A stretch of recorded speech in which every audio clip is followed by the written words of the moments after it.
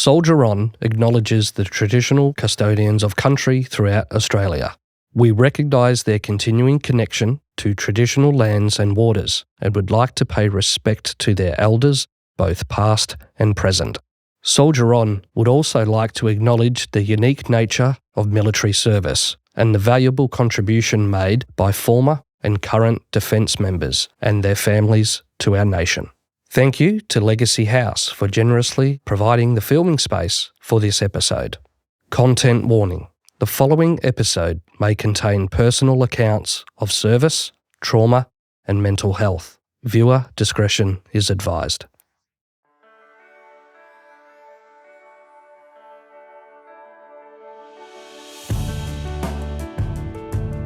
Welcome to Saluting Their Service, Contemporary Voices of Bravery. This is a podcast which explores stories of veterans who have served and their journey after transitioning into civilian life. My name is Jason Isaac. I'm a Senior Program and Engagement Officer at Soldier On, and today I'm joined by Rachael Kiely. Welcome, Rachael. Thank you. Now, I'd like to probably, dig a little bit deeper into, what different variations of mental health challenges that either veterans or our families may face. Now, from my own lived experiences, there is a lot of different reasons why mental health can affect, serving members and their families. But are you able to share a little bit about some of the most common challenges that we're facing, when you have a member come and approach you? Sure, yeah. So I might have briefly touched on, but explain a little bit more about what our specific team does in order to answer that. So our service is a little bit different to some of the larger veteran and family and serving support services around. So we do specialise in complex trauma, and it's not typically a first-line treatment. So we're often seeing people who have seen a psychologist before. As I said, they've done some skills work, they've done their CBT, they might have really worked on mindfulness or distress tolerance strategies, and then they're coming to us after a while and going, there's a pattern here.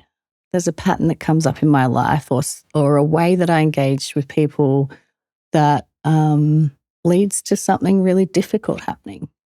And they might not know. Of course, we don't usually know what's happening, but we know that I'm back at this place and it's really awful and it's really hard. So that's where we come in with a relational-based therapy that is designed specifically to work with complex trauma. So when I say complex trauma or complex PTSD, we might be looking at adverse experiences in the childhood. If someone's come through in a really resilient manner, it's not uncommon to then lean towards defense and look for that family or that place to belong to. It's like a big camaraderie, and it's known for camaraderie. Absolutely. And how wonderful is that, to find a place to land like that. And then after they come out of that can be really difficult. And so that's why we're looking back across the whole lifespan. And so it's not just PTSD that people come with. Usually there's a whole lot of complexities, and I think we find that in supporting both serving and the veteran population and their families is that there's so much complexity there in terms of what they might have been through. If there is trauma from their military service, it's unlikely to be a single incident. It's not like there was a break and enter or they've been hijacked or something that just happened out of the blue and then it was over. Usually it's a long experience compounded by different social aspects in the culture as well. And so it is quite a complex experience. And then that can load on earlier life experiences. Right. So, and we don't tend to focus too much on the diagnosis. So within complex trauma, yes, there are symptoms of anxiety, depression. Quite often there might be use of substances to try and cope with high distress.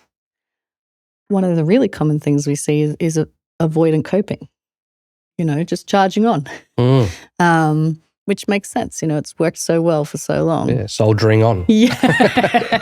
Pun the conundrum intended. of our name when we come to therapy, we're trying to change that behavior, right? Which is quite funny then when that's what we are called.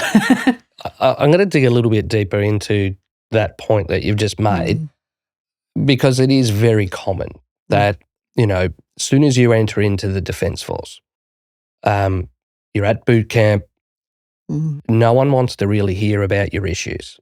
No. It's the job, mission first. So they want to train and build people up in a certain way, right? So being able to recognise or speak up about anything that might be a bit of a stressor is not it's not the culture. It's not tolerated, because, well, you're in a platoon or you're in a squadron, with everyone, and everyone's going through the same thing. But what happens is that people tend to close off and basically put those issues into a closet, So, moving forward, like, how do we, change that little bit of a mindset to try and help? Well, everyone needs a bit of maintenance to keep putting one foot in front of the other. It's gone from the days, I guess, of us just going, she'll be right, you'll be okay, just get up and keep moving on. But we know that long term, that's not the answer. So, what sort of suggestions, would you guide people that are listening to our podcast today in what can they do? Like, if they're a serving member or if they're a family member, what sort of things would be helpful to not have this soldier on mindset, but yet speak up? And I think that's really important, that it's not the culture, is it? It's and also many people come into the Defence Force and that's so familiar from their families. And they'll say, did your family talk about emotions? What happened if you were to cry when you were a child? And they might say, oh, no, I didn't. That wasn't a thing in our house, or we didn't talk about how we felt. So really it's not necessarily that people have a lot inside that they're just not saying in words. It's also figuring out, well, are there words for that? What are the words? How do I even start to talk about that? Because I might not have any of the language. I've never needed to use it. There's never been someone around that wanted to hear it. I didn't know that was the way other people do it. And so this idea of coming and talking can be really foreign. And the idea especially of talking to your family, of teaching your children how to talk about what's going on, of what do you do when your kid falls off a bike and hurts themselves? You just say, "I'll get up. You'll be right. You'll be right." And we're already teaching our children, to pack away those tears or ignore what your body's telling you. And some parts of that are helpful, and other parts maybe not so much. So it's not that we want to stop life and sit around and talk about our feelings all day long, but being able to start to share and get comfortable with even starting to learn what it feels like to feel something in your gut, or notice that actually my chest is tightening. Why is that? What might I be feeling? And just being a bit open to wondering about what's happening for you, rather than that automatic response of not even noticing to begin with. So when someone asks you how you are, you might not know. So really coming all the way back to the start of doing something different. And it is the exact opposite of no one wants to hear it. When you first enter the Defence Force, I think a lot of people know they're not going into a soft and cuddly space. Yeah. They know it's not a walk in the park. Yeah. And that they know that if they say, "Oh, this is really hard," no one's going to sit down and go, "Are you okay?" If you have that idea in mind, that in order to succeed in this environment, you can't be complaining about struggles. And actually, there's some major struggles and major challenges, particularly if we think about boot camp or however you might refer to it. Maybe some of the toughest times in your life, physically, emotionally. I don't know at that stage. There's a great triumph in overcoming it and making it through. Yeah. But also, what gets rewarded in that is packing away your feelings. Not telling anybody, as you said, not speaking up. And of course, things that might be hard to hear is it's actually not uncommon, and I want to be careful about that in terms of Defence Force wide. Statistically, no, it's this isn't happening all the time, but it's happened enough that there is military sexual trauma. So sexual trauma that occurs while serving in defence. And we think about having to pack that away, not being able to speak up, being scared of if you'd be believed, being scared of if you're going to be punished, if you're going to be hidden away, if you're going to be pushed out. So we're not just talking about packing away feelings of, oh gosh, my knee's sore. Yeah. Or gosh, I'm tired. I don't know if I can do this, and feeling really scared that you're not going to make it through. We're talking about major traumatic events. Yeah. Yeah. And having to pack that away and hide it and keep going, pull up your socks and crack on to things that really do change people's life, change how they see themselves, how they feel about themselves, and set them on a path that is really difficult. Absolutely. And, with all respect, to anyone that's gone through, abuse and sexual trauma, whilst they're currently serving, it's really sad and troubling to hear that happens, because, you started to talk about, that there is the variations of different trauma and mental health challenges that, members will face. But, facing, something quite significant, of that type of abuse is quite heavy. And I'm sure that it would absolutely rock their confidence and, how they see their career progression moving forward. And, so we know that when someone is, say, injured physically, let's say you're at boot camp, you get injured physically, you'll go into a rehab program, and generally you'll go into a rehab platoon, and those emotions in that platoon, you feel worthless. Because you're not with your squad, you're not with your team, and you're basically back squatted, and you've got to try and build yourself up to get to a standard that you're able to pass at graduation. But I couldn't even imagine what it would be like for a member that has faced abuse or sexual trauma and they're not going to that type of platoon. It's a hidden wound. And, that must be something that's really troubling. And, I don't know what the statistics are, and I don't know how much it affects our Defence Force, but it's something that we're hearing more and more within our recent times.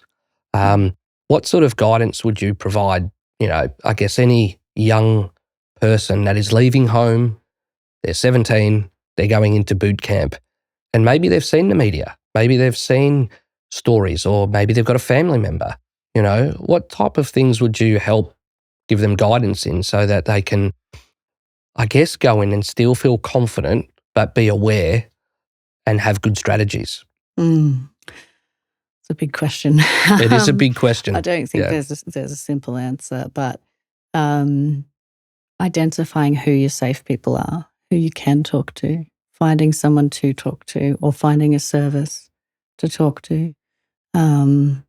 We nowadays have a lot of 1-800 numbers, particularly 1-800-RESPECT, or your green zone, open arms, safe zone, green zone. Sorry.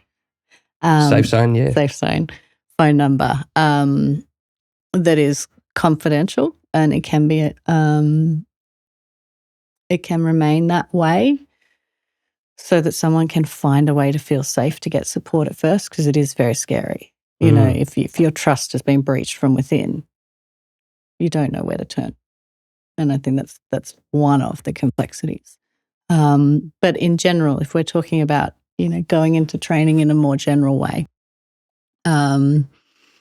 absolutely thinking about what gets you through tough times. You know, what are you going to turn to when you feel like you can't keep going? Yeah. Who can you talk to? Because you might have noticed I'm big on talking. You know, we as a team in health and wellbeing are really focused on that connection, and human beings are designed to be connected to other people.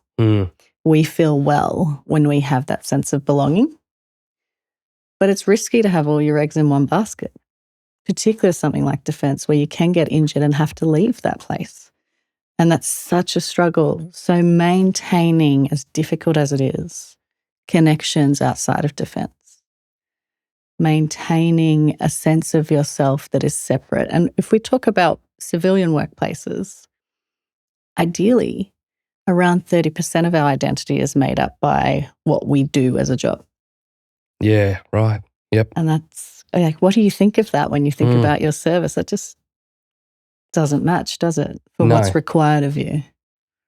No, especially when you look at, you know, you leave home, you know, you may leave home at 17 and at boot camp there's no going home and hanging out with your mates on the weekend. You know, you were there for a purpose.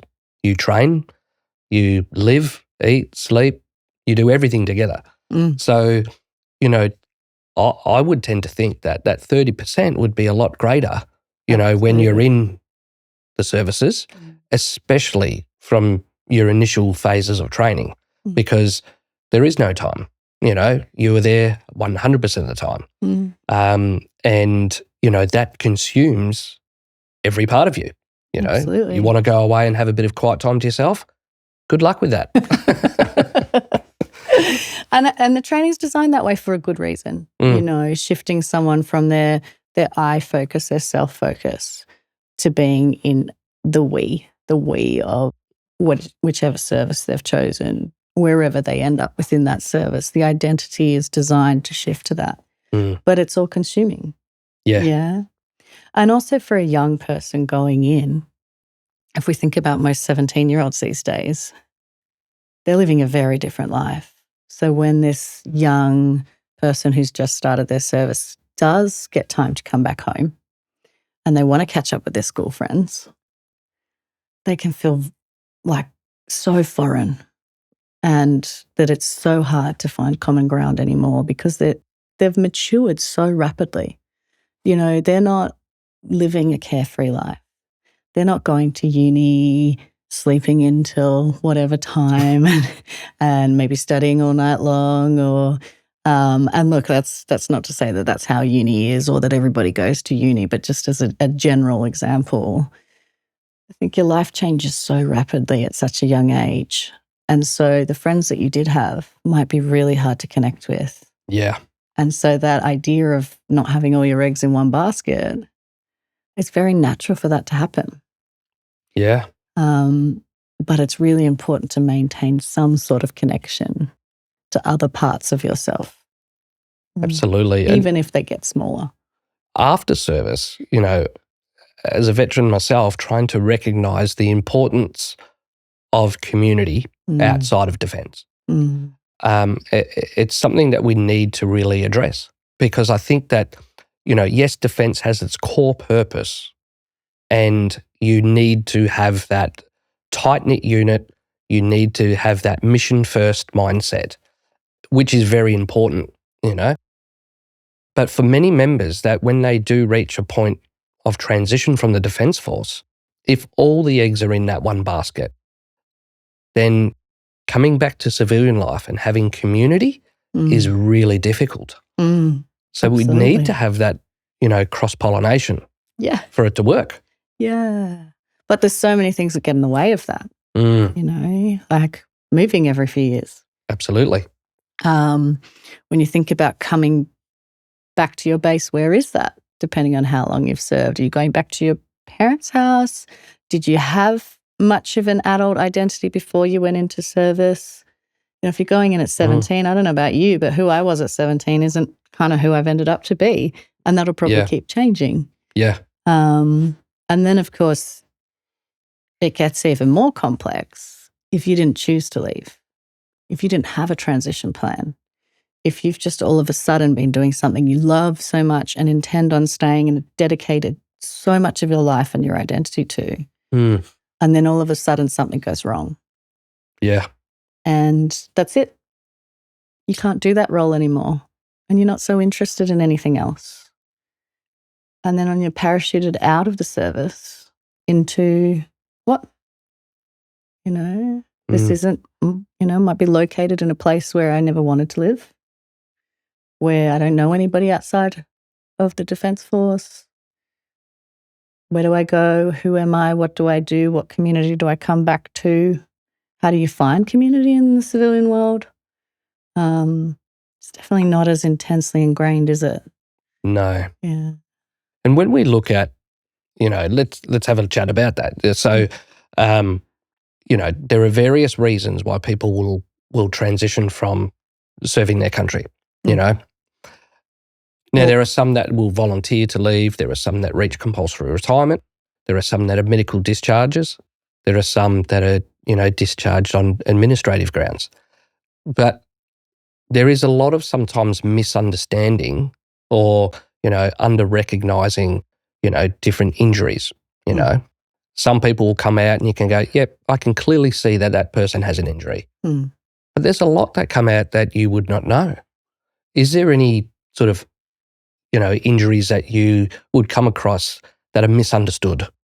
Oh, I think mental health is that entirely, isn't it? It's getting better. There's a lot more talk about it. And even in the time that I've been working in this area, there's so much more understanding, but there's more to come. But I think most injuries are unseen unless they're really obvious. And a lot of our veterans carry their injuries so well because of that training of don't complain and crack on. I know there's many times I've been standing next to someone and unbeknownst to me, they're in a lot of pain. And it's something that we talk about a lot in session about chronic pain. But of course, what, can you see? And one of the things that when we start therapy is how might I know as a therapist or while we're in these sessions, how might I know that I'm pushing too far, that I've touched on something that's quite difficult for you? And asking someone, are you likely to show me that? Would I see you crying? Would you directly say, can we talk about something else? I'm not ready to talk about that yet. Do you even know that that's okay to say to me or one of our team members in session that you don't have to talk about the things we ask about? You can pass. You can say, I'm not ready. We're talking about really personal things. And oftentimes in the early parts of the session, we've only just met. So you might not want to share that just yet. You might not, if you're working, you might need some more time to suss me out to see actually, is this going to feel right? So that idea of not pushing through even comes into that element of just because I might explore something doesn't mean we have to go there. But sometimes it can be very difficult, if not impossible, to see. It's not uncommon for people that I work with to not express much. And particularly if they have served or they've come from a family that wasn't comfortable. Their parents didn't express much of their emotions externally. They weren't supported to do that. They become very well trained at keeping this calm demeanor on the outside. So we need to start with that, How would I know? How would you show your loved ones? Yeah. And depending on, obviously there are so many different jobs within Defence Force. There are some that are, at the tip of the spear, and to show emotion or to show any kind of indication of what you're thinking, what you're doing or how you're going about it, they've become very good at I guess, putting on a mask, Mm. you know, because to reveal an emotion or to reveal any action that they're doing could be seen as, you know, a liability. Mm. By both someone that they feel threatened by or their mate standing next to them. Yeah. You know, what happens if you're standing next to your mate and you're relying on them and you think, oh my gosh, they've gone to water? Mm. Eh? What does that do to your trust? What does that do to your own feeling of safety in that moment? So it doesn't have to be at the pointy edge for these things to have evolved in the culture. They have a function, Yeah. you know. And I think that what we do in our sessions is being really understanding that function. You know, these things have served someone well. These things might have been trained into you, both again, through the Defence Force or your service, or through your family and the way that you grew up, Mm. you know. If we think stereotypically, Aussies aren't really the kind of people that might be so expressive. And I think our communities have changed a lot from that stereotype. But there are certain areas and still large portions of Australia where that's true. You know, you put on a brave face, you crack on, you laugh about it, you make jokes, and everything's okay. Yeah. Yeah. Yeah. But also, if we come back to that idea of displaying your emotion might be risky or it might not serve you well, even feeling it might be so well trained that it's so unhelpful that the only thing we really recognize we feel is anger. You know, the fight. Mm. And that's then been reinforced so many times, if it's saved our life, that it's so quick and so automatic. Yes. And so people might come. Very instinctive. Yeah. Mm.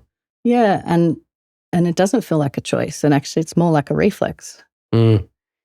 And so how do we work with people to slow that down?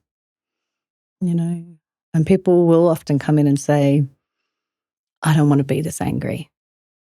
You know, and particularly if they've got loved ones around them, I don't want to scare my loved one. Yeah. You know, I don't even know I'm doing it is something we'll hear a lot. Yeah. Especially if it's, you know, that instinctive nature. You know, it doesn't mean that, you know, that they're not portraying that for their family because that's the way they want to behave around the family. Mm.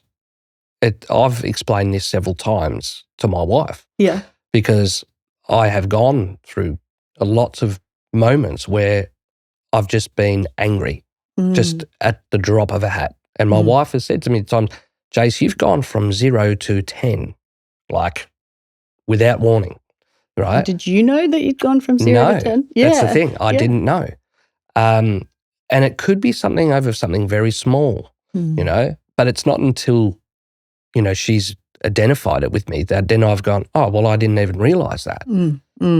So it's obviously very common because Absolutely. you become, there's a purpose for survival when you're serving, but not necessarily when you're at home cooking dinner. And the threat is what? That you're going to burn the toast or something. Yeah. And you've got these highly capable people going, why can't I just manage that? Mm. You know? But also, if we think about anger, it's not just that it's been functional and, you know, it's been rewarded, because how rewarding is it for one of our behaviors to save our life? You know, our brain's going to go back to that over and over because it works. But also, I think at times and quite often, it's more acceptable to be angry than to burst into tears. Yes. Yeah. Well, as you mentioned earlier, you know, if you've got your, you know, mate beside you and they're showing emotion and tears and you're just about to, you know, make a dynamic entry into a building where it's life and death, well, then you're going to be questioning whether he's going to be good enough to have you back. So you want him to display, no, I'm raring to go. I've got the fight in me. Yeah. Yeah. It feels safer for everyone. but bringing that into the home isn't so functional. And I really want to be clear that I would hate for people listening to think that all veterans are angry. Of course. Because we know they're not. We know we have so many upstanding members of our community and people we admire that have served or have supported a family member to serve. And so the things that the families often talk about or people come in and say, my kids are scared of me and I'm not even doing anything. I don't know what's going on. I'm not yelling, but they keep saying that I'm being aggressive. I don't understand. Do you think it's sometimes maybe just the persona, the way that, they may carry themselves? Absolutely. The posture.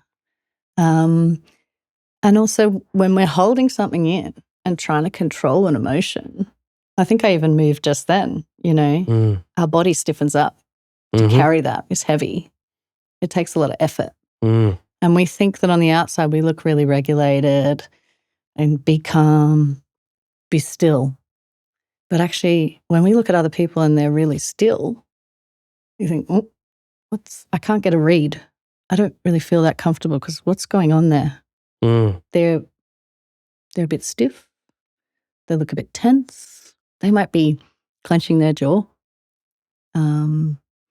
which, is one of my most noticeable things in a video session when you can only see this much of someone, but you can see that jaw muscle.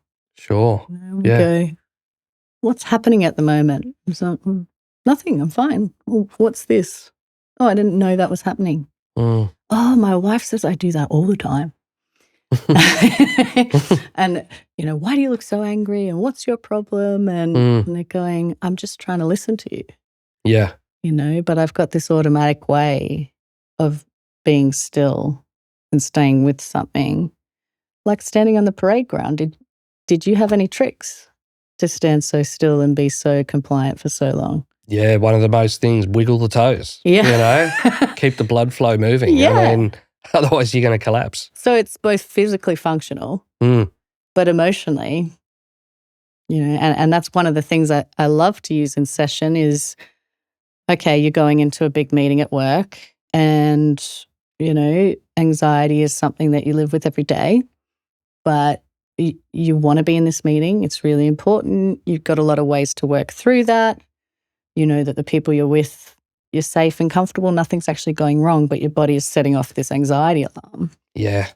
And wiggling the toes in your shoes is such a great way to actually manage that. Yeah. Yeah, or scrunching up your toes and then releasing them. No one knows you're doing it. You're not pulling out a paper bag and I'm here in the meeting. You're just wiggling your toes and you're still there listening. You can have a little bit of comfort or having, a little rock or a coin in your pocket. I often, play with seams on my clothes, or thankfully for me, I can play with my jewelry. Everyone has their little tricks, their little tips. For me, it's pacing my leg. It's like my legs keep moving. And someone said to me, do you have like restless leg syndrome or something? Because that's pretty common, isn't it, actually? Yeah. And I went, no, I have trouble, sitting still. And this is a way that I cope with it. I've got to be doing something. And obviously it didn't work well when I was in defence and we're standing on the parade ground. So wriggling my toes was, well, that's the only part I could move. Yeah, yeah. But actually on Civvy Street, it's okay to fidget. Yeah. Actually, people move around and make themselves comfortable and don't feel a need to sit perfectly still with this very impressive posture that I would love to have. And my physio would love me to have that too. But, that people kind of expect that you'll make yourself comfortable. Yeah. But if you've either grown up in a place where you haven't been allowed to be, maybe your parents found it really stressful to have people moving about and making noise, or if you were the child in your family that did fidget and your parents couldn't stand it, maybe you've spent a lifetime trying to stop that. And then, if you've served and you have to practice that standing on the parade ground and don't move but don't pass out, and it kind of sounds impossible to me, but you seem to master it. This idea that you have to be still to be listening, that it's rude or shows a weakness to fidget. In session, gosh, if there's something around you that makes you feel comfortable, if it's a stress ball, if it's tracing, if you're sitting at home and your chair's got these kind of seams, if you need to move because you're in pain, if you need to stand up halfway through a session, where one of my offices was in the past, it had beautiful grounds around it. So sometimes people just say, I just feel like the walls are closing in on me. I just want to walk. Yeah. And we can do that. I mean, not so much in the work that we do at the moment in our locations. I don't think, here in the Melbourne office, it might not be that relaxing to go out into the middle of the city. But we can let people know what we need to feel comfortable. We're allowed to move. Yeah. But it is also helpful because in doing that to your psychologist, you're actually communicating there's something happening. Yeah, okay. And I can, think about when I worked more with people in person, you could see those things. So when you're talking about your leg bouncing, there's so many times in session where people will be going, and they're answering me and I'm going, should we take a pause or is something coming up that's really hard? Nah, it's all good. Yep, crack on. Yep, no. And they're not lying to me. They don't know or they're not ready to talk about it or they're not sure what it is. We've been going, so what's happening here? What's your body doing? Whereas now when I'm often on video sessions, it's quite interesting. You can see the shoulders bouncing. Yes. On the screen, and it makes me wonder, I was like, is your leg going up and down? How are you feeling a minute? What's happening? My psychologist picked up on that too. Yeah. So I've done a variation of sitting in person where he can see my whole body. Yeah. And then when I'm online and only seeing the top half of me. But like you've identified, he picked up straight away. He goes, Jace, you're in a bit of pain today, aren't you? I can tell. Your shoulders are bumping up and down. I can see there's a bit of fidgeting, a bit of moving around. And my leg was, bouncing up and down like, as I'm ready to start a race. And are you aware of it or it just kind of happens? And when someone points it out, you go, oh, yeah. Yeah, look, most of the time it's just instinctive. It just happens, There are times that, definitely are very aware of it. Like I think the more the pain is heightened, then I'm probably a lot more aware of it because I'm probably moving a lot more and it's a way of me just trying to manage the pain. Yeah, while you try and stay with what it is that you want to be doing. Yeah, especially if I need to maybe focus at work or need to focus on a specific task or I've got my son wanting to share a story with me. It can be really hard to try and stay engaged when you are dealing with a lot of pain. So by movement, and I've often said this to my son. I said, hey, keep with me, keep moving, keep sharing your story, but I've got to move, you know? And that's how we'll interact. And isn't it great you can tell him, I'm not moving away from you and I'm not moving because I'm bored or want to be going somewhere else and I want you to wrap up. I want you to move with me. Help me stay connected to you because this is really important. But if I try and sit really still, I can't hear you anymore because all my body is doing is going pain, or frustration. Sure, yeah. It takes up so much of your bandwidth, pain, doesn't it? Yeah, and it's so tiring. It's so distracting. Yeah. Yeah, it's the loudest in the room. Yeah. And I've used that quite a lot, I've said to the psychologist before, I said, hey, what he might say, what's going on for you today, Jace? I go, look, the pain is the loudest in the room. There's a lot of things happening today, which is great. But at the moment, the pain is the loudest. It's the one that is just shouting at me, But yeah, it's good to have strategies that help you.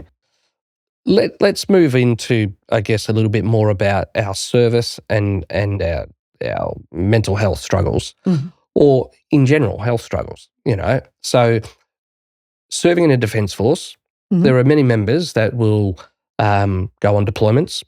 Mm-hmm. Deployments also could be exercises, Yep. Outfield, doing a lot of training. And then, obviously there's times when they'll be at home. But when we look at, specifically deployments or long journeys away from home, is there any sort of long-term effects to people's mental health? It makes me think again about relationships, connection, how much of yourself is dedicated to your work. And if you think about going away for those long periods of time, it's so hard to maintain any other part of yourself, isn't it? It really does require all of you. So of course, it depends on the individual. And so many people will say, I just want to go back, I just want to get on the next deployment. And missing out on a deployment can also be so difficult to cope with. And talking to people, of course, we have clients who haven't deployed. It's not a criteria. And there's a lot of people, obviously, that haven't, and how they feel about that, because there's a lot of stigma at times, depending on your role too. Absolutely. But as you mentioned, there's a lot going on within our country in service that isn't as recognised or as noticeable by the public. Or maybe it's meant to be that way. Maybe we're not meant to know. But how do you feel like people understand your service, or how much you gave and how much it cost you? So that can be quite difficult. But yeah, I mean, if I was to say to you, oh, I'm getting married and soon after that I'm just going to duck overseas for 6 months and my new partner's going to stay here, what would you think in terms of how that might be for someone's relationship? Would you think, oh, your partner's not going with you, or does that seem quite normal to you given your background? Yeah, well, I mean, from a perspective of service, if each partner understands it, it's going to be challenging, but there might be an anticipation that, yes, that's going to happen. Obviously, to someone that does not understand at all, that is going to be very odd. They're going to go, what is wrong with you two? You just got married. Why don't you love each other? Shouldn't you be going on your honeymoon, enjoying yourselves? Actually, you're going overseas, but the person you just married is not going with you? What's with that? Yeah. Do you even like them? What's happening here? Yeah. And so in Civvy Street, that's a really weird concept. But also emotionally, that's such a hard concept. The longing, the missing, the loneliness. Yeah. But also what we delve into in session is, as much as you love that person, is it more comfortable for you to be in relationship from a distance? Is it really overwhelming to be so close to someone who can really see you and know you, and you might really want to trust them, and that can be really scary depending on your background? Yeah, right. And your earlier experiences. So sometimes it's really functional to have these times away. And sometimes actually, and it's certainly not glossing over the hard parts, because I'm assuming they're well known. But sometimes it can bring that longing, can bring an idealization of the relationship. And that's really hard to live up to when you get home, and this person that you're in connection with isn't perfect and isn't ideal. And you go, well, that's, I wasn't missing that part. Actually, I don't know if I like that part. And we all have those things about people close to us, right? That no one's perfect, and we take the good with the bad. Yeah. But what's that like when you come back together? And what's that like, when you first move in with someone, there's an adjustment period. Yes. And getting used to each other and the way you do things differently. If you then go away for months at a time and then you come back, and for the serving member, there's very clear ways of doing things, aren't there? I can't count the number of times that groups have told me over the years that there's a right way to put the toilet paper on the toilet holder. And I'm thinking, is there? Like, where is that written somewhere? Apparently it's written somewhere. It'll be in a manual. Yeah, it's part of your standard operating procedures. Absolutely. Yeah. I think if I went round and asked a bunch of people on the street, which way do you put your toilet paper on the holder, they'd be like, what are you talking about? Does it really matter? Yeah, but it actually is more functional, isn't it? I've been convinced. I've drank the Kool-Aid. Yeah. So if something as small as that can be so controversial and you're speaking such different languages of going, what are you on about? I don't even notice, to you've done it the wrong way. What happens to the bigger picture stuff? Yeah. Is it okay to be a couple minutes late? Yeah, I get twitchy. Yeah, I can see it in you. You're like, oh my gosh, why would you even suggest that? My wife said to me once before, we were going to a party, and she said, "Hey, look, let's leave at this time because it'll be okay if we're there 5, maybe 10 minutes late. Like it's scheduled to start this time, but who's going to be there? Let's just come in 5, 10 minutes late." And I just said, no way. I said, that's not acceptable. And she said, what do you mean it's not acceptable? Like the party's only just started. It's okay. We can just casually walk in. We'll be like the cool kids in the room, Fashionably late. Yeah. And I just said, I can't do that. Like to be on time, we have to be 10 minutes early. And she goes, yeah, but then we're too early. And I went, no, but that is on time.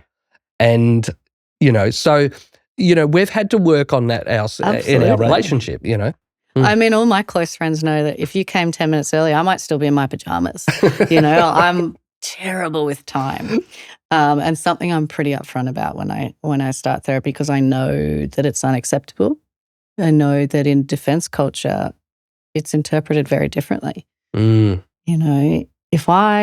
someone said, okay, we're having a party and it starts at this time, even if I did arrive on the dot, I would wait. I would wait 5, 10 minutes, maybe even 15, give them a bit of time to get ready. They might be running a bit late. They might be getting the final things ready. Remember when I was young, being told that it's rude to show up on the dot. Yeah, right. Yeah. That they might need a bit of breathing room. Whereas in defense culture, I was going to say in your culture, and isn't that interesting? In defense culture, it's rude to not be there promptly, isn't it? Yeah. But I think you've already pointed out a good point, your upbringing to be there on time, we need to give a little bit of breathing space. A bit of grace. A bit of grace, yeah. And that's okay, because it's a relaxed environment.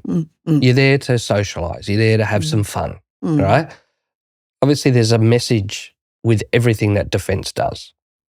And if we come back to that core message, it's all about survival, right? That timing is very important. It's not just because, we wanted you to be here on this time.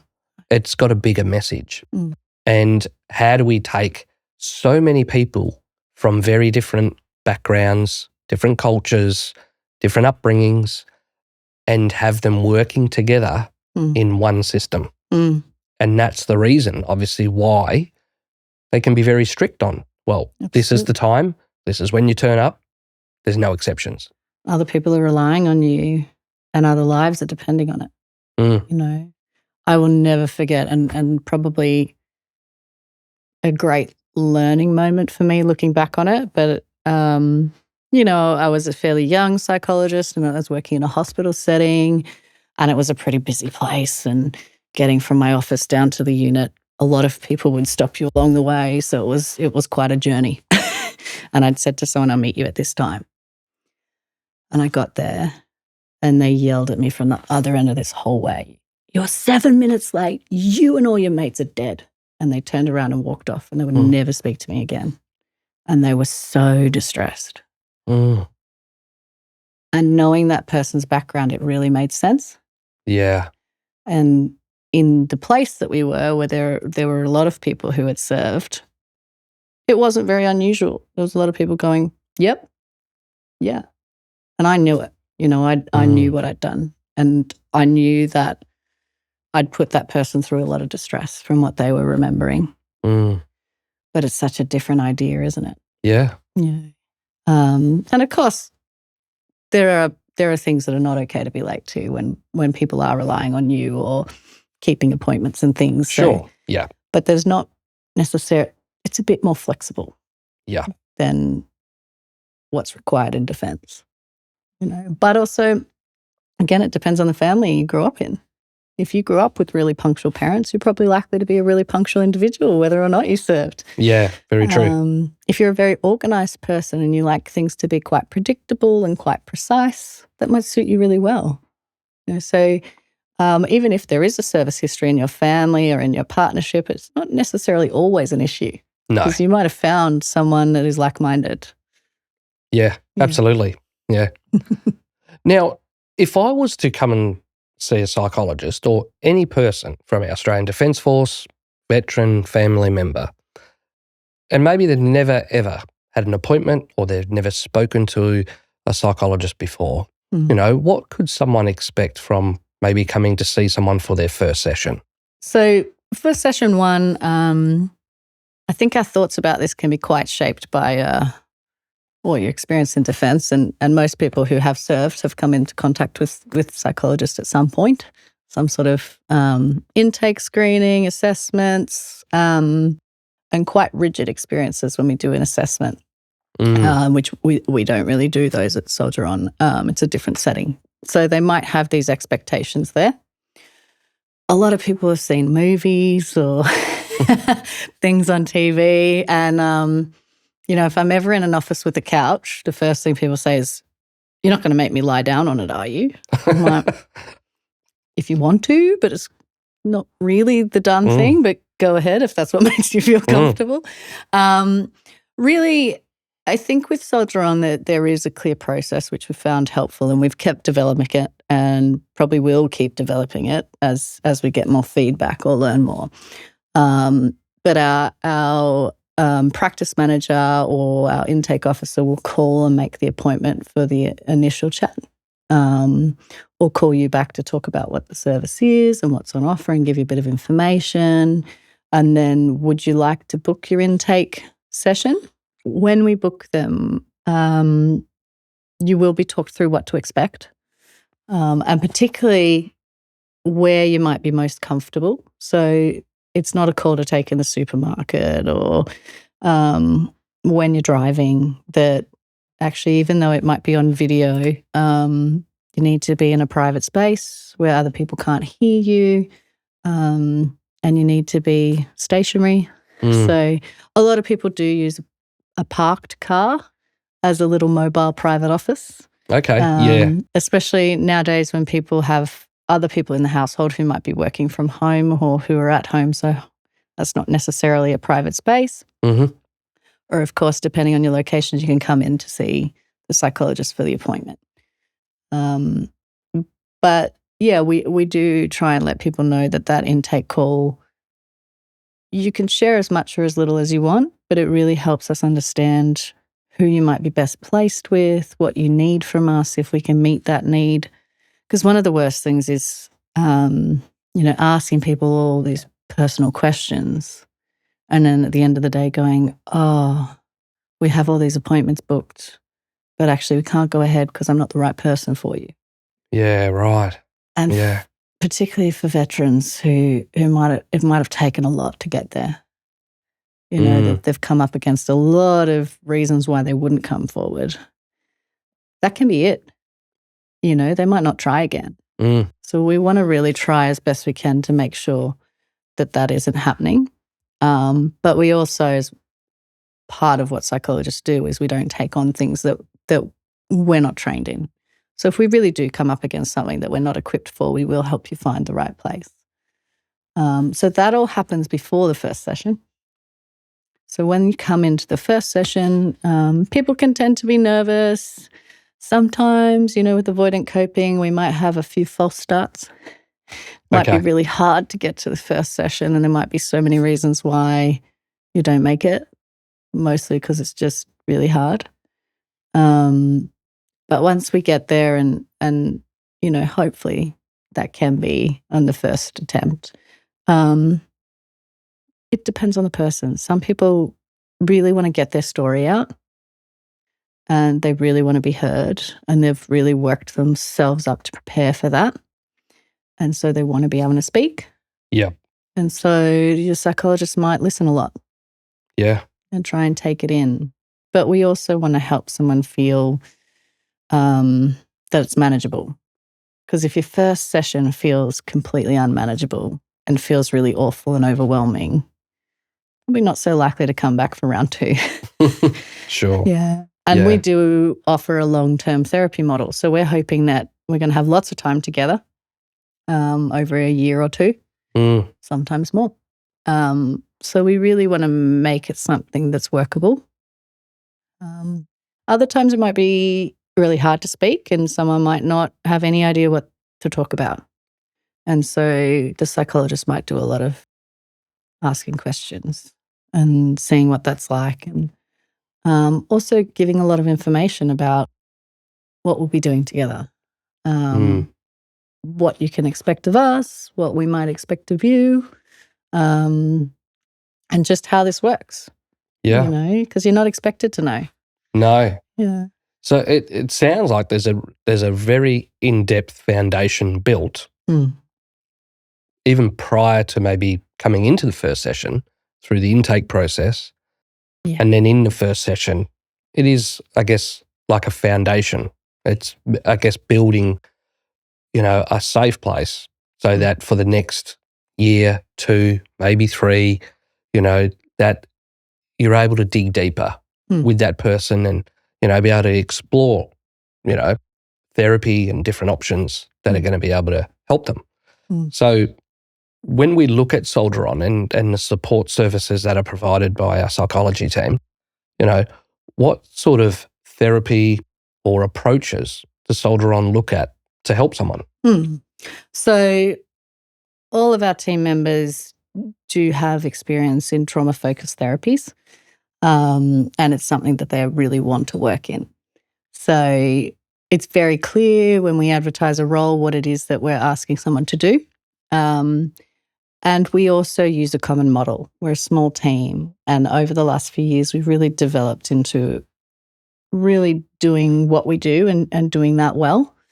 So we use a model called mentalization-based treatment.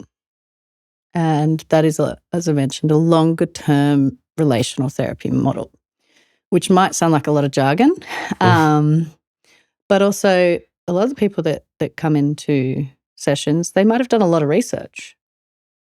So people might actually go and look that up and figure out what it means.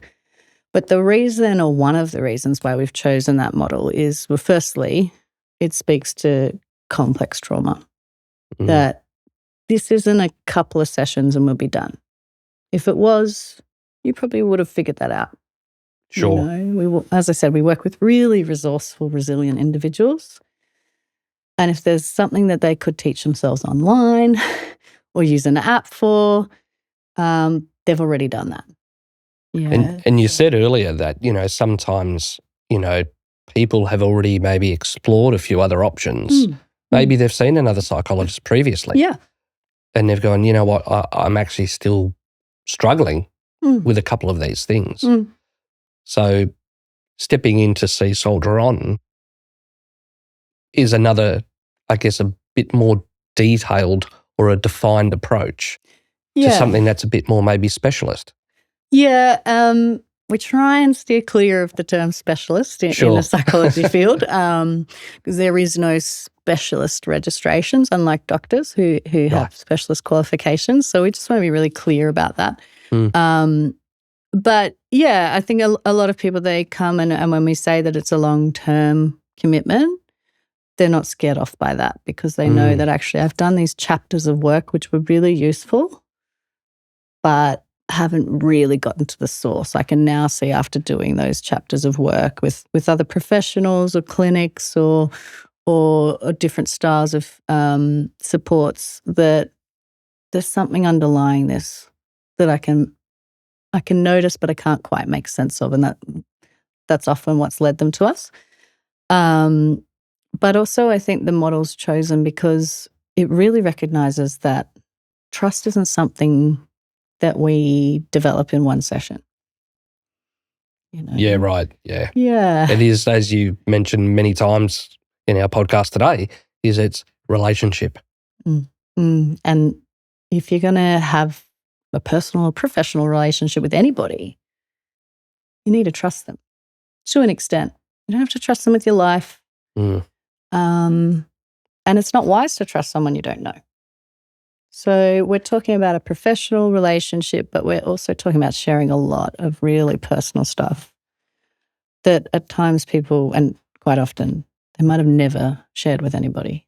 Yeah. Yeah. And they might have been dealing with it on their own for years, if not most of their life. So that takes time. Yes. Yeah. And so, our initial sessions, our assessment phase, that's not done in one session. That might be the first segment of our work, and it might go on for a few sessions, 6 sessions, might even go on for 12 sessions.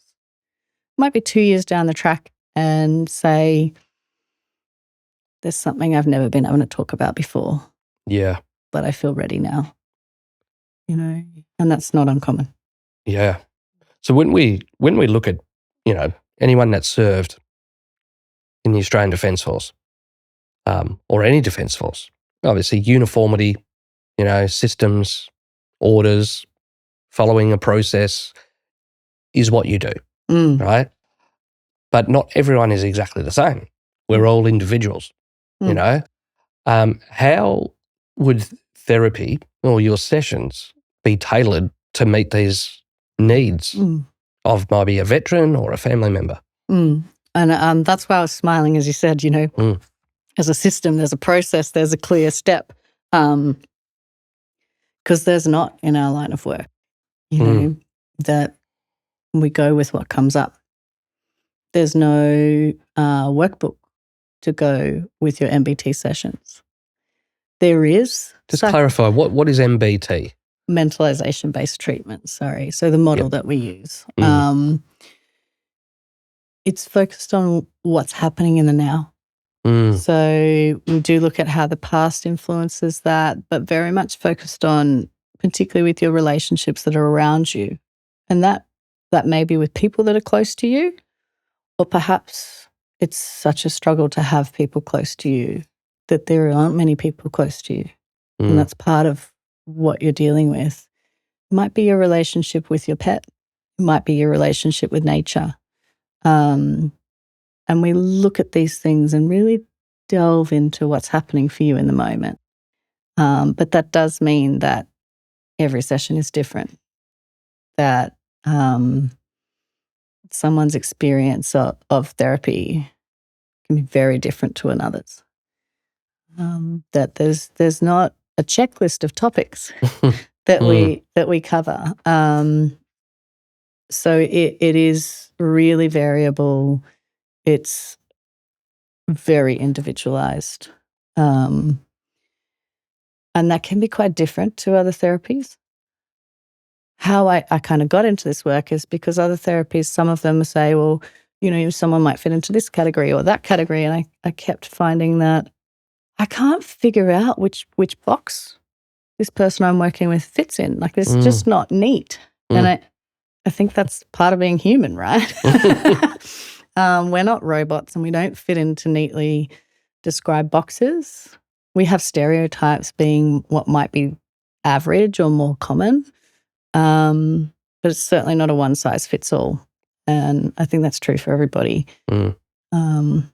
And look, in saying that, other therapy models, they are applied with skill and with the humanity of the therapist. Sure. So they do individualize those as well. Yeah. But I think this style of therapy is very much really focused on what's not just what that person needs, but what's coming up on that day in the room. and what's happening, and really exploring that. So it's very adaptable, Yeah. And it doesn't sound as though that when someone steps into the room, there's no necessary plan on how they're going to describe what they're feeling that day. You might have an idea that, last session we spoke about X, Y, and Z. So they're probably going to pick up on that again. Well, sometimes. They may not. A lot happens in your week. It's my week, Yeah. And particularly when we might be having a hard time, there can be so much that changes week to week. Just depends where we're at. I guess it comes back to my thought earlier about, pain being the loudest in the room sometimes. It might not be, but it might be. It just depends on maybe how I woke up in that morning. Yeah. Yeah. Yeah. But of course, this style of therapy does look at relational, interpersonal patterns. So your psychologist will draw in patterns and things that you've together worked on and discovered that actually this is something that I do in my close relationships that might actually lead to things panning out in a particular way that doesn't serve me well. I might push people away. I might really, really want to cling tight to them. I might really struggle when I can't see where they are or what they're doing or know what's happening for them in their day. But on the other hand, maybe I can't stand when someone wants to be all up in my business.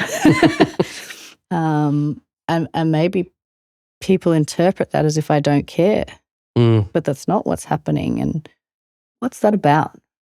And that's not an easy question to answer. And I think oftentimes it's all of these things at once. As I said, we don't fit into neat little boxes. So we might do all of these things. And then it gets a bit more confusing, doesn't it? Like some days I want someone really, really close to me, and other days, that's too much. Get away from me. Give me some space. I can't breathe. How's someone to know? How am I to know which one I'm going to wake up needing? Yeah. How's my person that's close to me, whether it be friend, family, neighbor, pet, community member, how are they to know that today's the day that you want me to see how you are? Or today's the day where actually you might need a bit more space. You might be a bit quiet. Versus, have I done something wrong? Are you giving me the silent treatment? What have I done? So these are the things that in therapy we learn about ourselves. And so, while we work with what comes up on the day, it is our role to weave in the things that you're working on.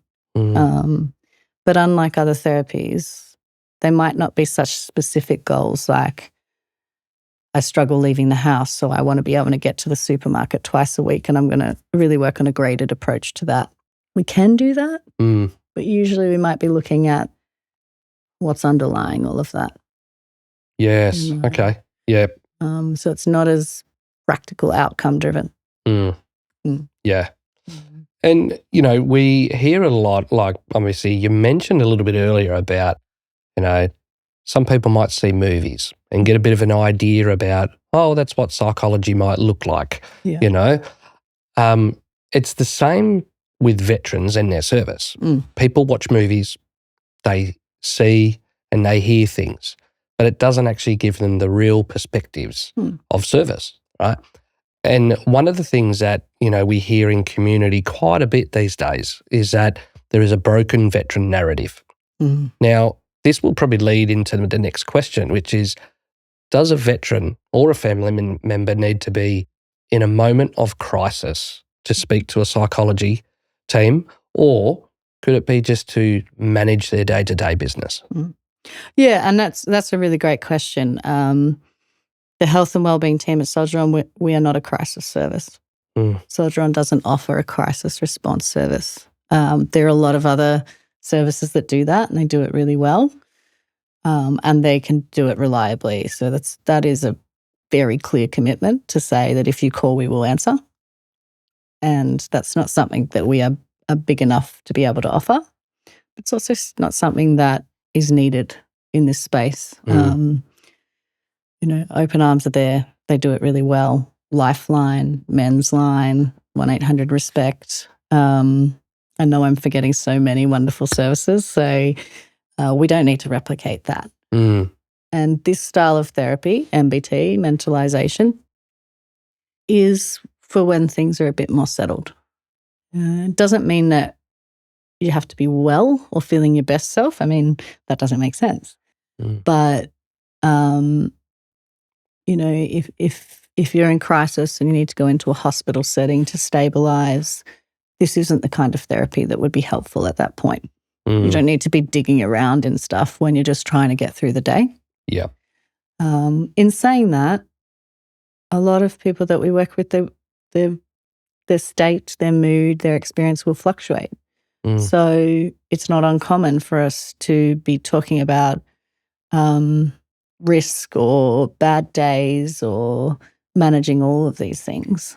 And with our focus on complex trauma, that is all part of the picture. But yeah, it's not when we don't do the emergency support. We're not equipped for that. So yeah, coming back to that idea of broken, unbroken, I don't know. I don't walk around and go, oh, look at that person, they must be broken. Or that person, they look really well stuck together. They're not. I don't think I appear broken on the outside.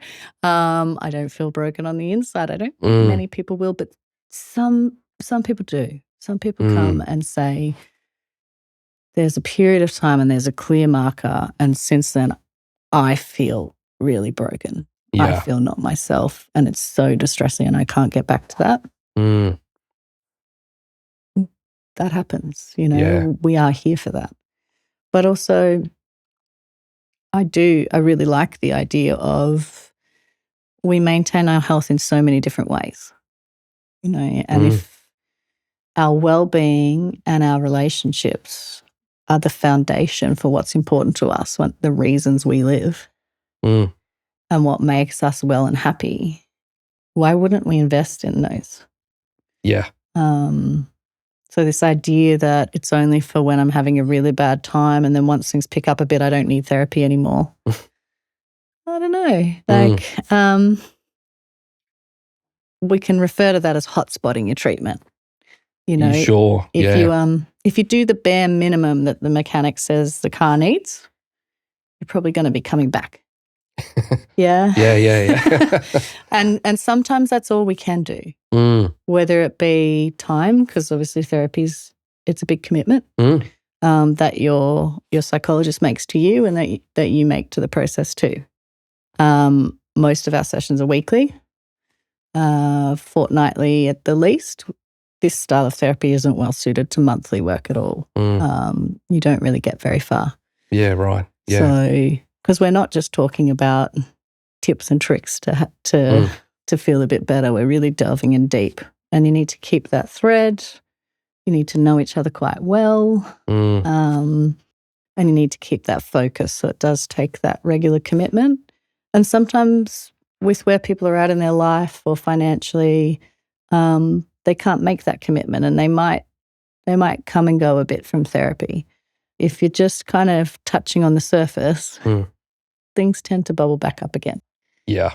And when we're talking about such complex issues that have been in your life for so long, they didn't come up quickly, and they're not going to change quickly. It takes time. It takes a lot of work.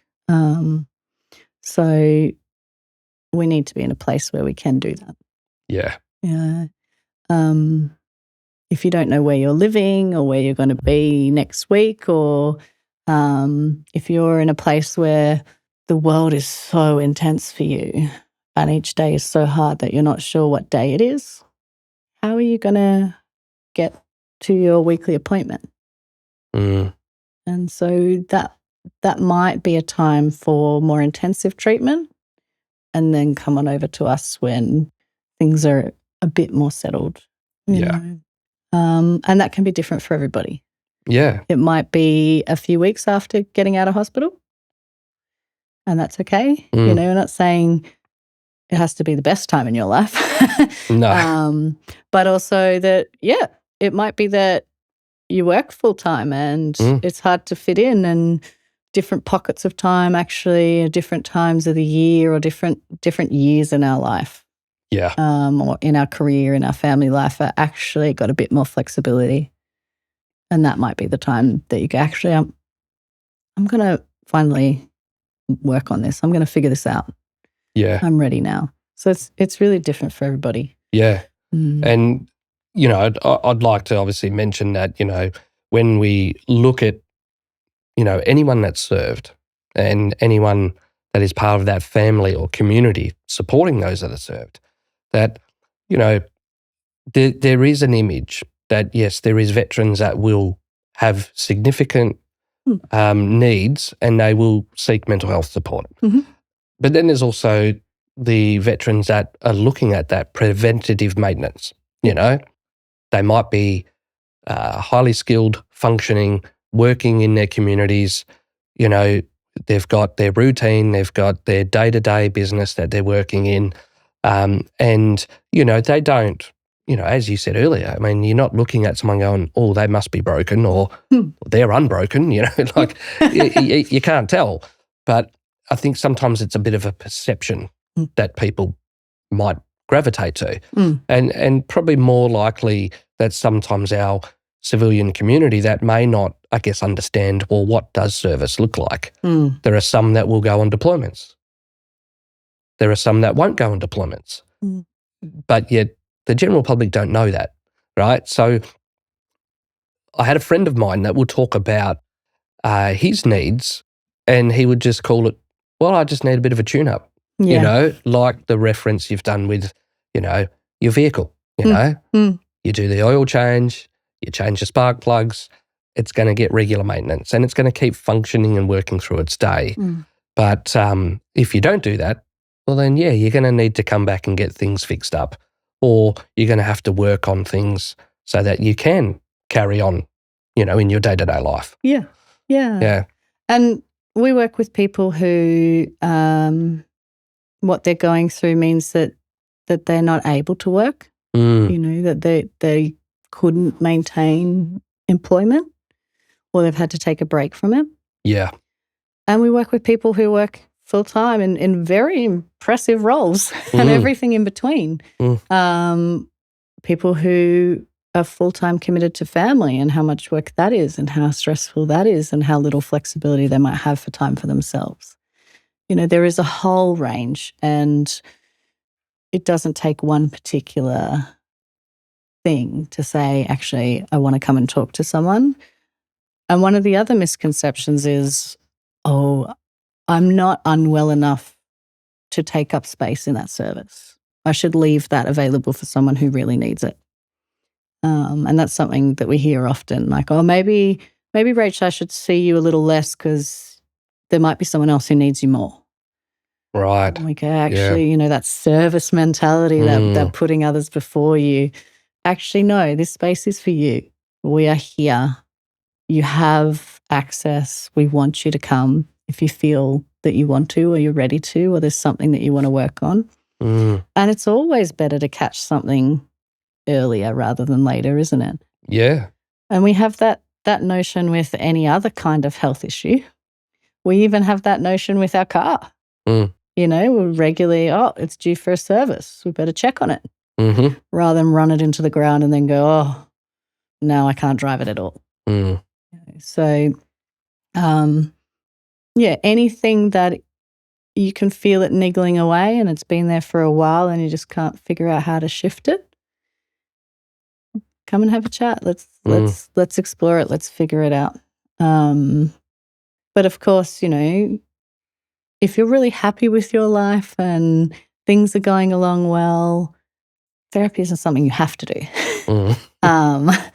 But generally people tend to feel it, Yeah. Yeah.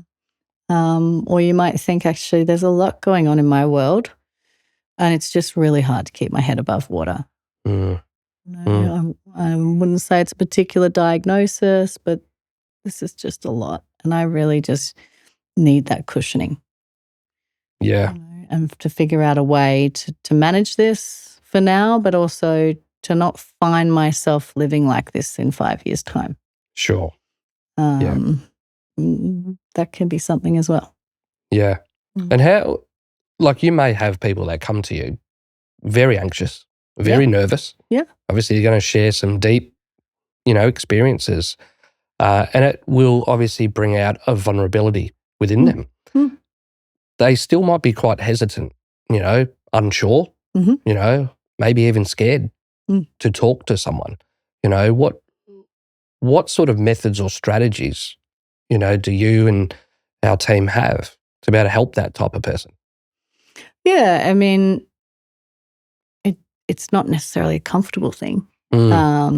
Even for myself, my first experience of therapy was, what's going to happen? The unknown. Yeah, the unknown. It's so scary for our minds to not know. So I think knowing that we're just people, that the chat we're having now, at times this is how it is in session. That we can just have normal conversation, as well as going into the things that are really deep, that are really personal, that you don't want to share with everyone.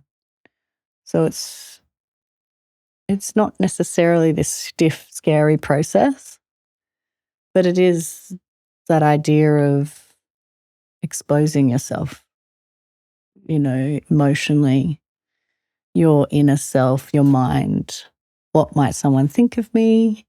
What might I think about myself if I have to talk about these things? It's a very self-conscious process coming forward and trying to trust that this person is actually going to understand me. And if you've never had someone in your life and it's never felt like someone has understood you and accepted you, you might not even believe that that's possible. Yeah. Which is why it's slow. We don't have to rip the Band-Aid off, although at times people might want to. Everybody's different. But at the end of the day, we are people. Yeah. With particular training. I think most of the team. I think we're fairly easy to talk to.